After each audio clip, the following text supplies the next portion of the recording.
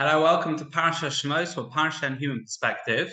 We'll make it a bit shorter today, but there's a very meaningful idea that I'd like to convey, and it goes as follows. There are two heroines that appear in the beginning of Parasha Shemos. In fact, they're the harbinger of our redemption. It's interesting, in any given narrative, you've got the small little pieces that come together, and then you've got the bigger picture. So the relatively or seemingly ostensibly small little pieces are two women that appear called Shifra and Puah.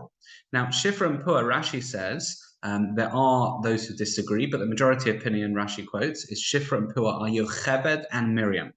Shifra and Puah are their Egyptian names. In fact, Rabbi Yaakov Kamenetsky notes that Paro was such a megalomaniac that many of the Egyptian names had a dominant letter of the word Paro in. If you think of the names that we find, the Egyptian names in the Torah, Potiphar, Tzafnas Paneach, Shifra and Puah, there's a pay and a resh dominance as if to show you're all subservient to me. Even your names are going to be reflective of my name, Para.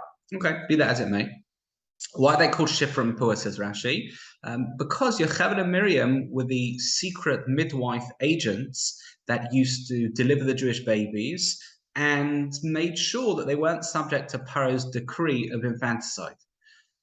Now, Shifra and Puah, therefore, you'd think, are names that resonate with heroism and greatness and risking their lives.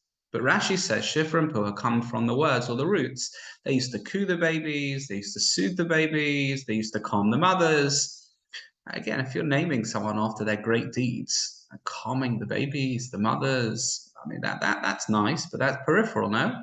Where's the greatness? Where's the risking their lives? Says Rav Ruderman of Ner Yisrael, sometimes we can do great acts when called upon tremendous self-sacrifice. It's in our blood from Yitzchak at the Akedah, from Abraham at the Akedah. But sometimes the real hallmark of a person is the small actions. When nobody's looking, or even when they are looking, but it's the small little actions that go beyond the letter of the law, not just the big, I'm risking my life, but the small little everyday things that show greatness. I remember when I was doing one of my smicha tests with Razam Nechemia Goldberg, and you queue up and you go to him, and he says, okay, do this test. But what he did is remarkable, is he went up to the photocopying machine, and people were waiting in his busy place, and he went up personally and photocopied that sheet of paper and said, here, this is the test for you. I thought it was just such a beautiful thing. Not greatness, not massive, but he could have asked someone else to photocopy. He could have even given me and said, look, here, go and photocopy that in that machine over there. But no, a small act shows greatness, and that's what's being reflected on over here.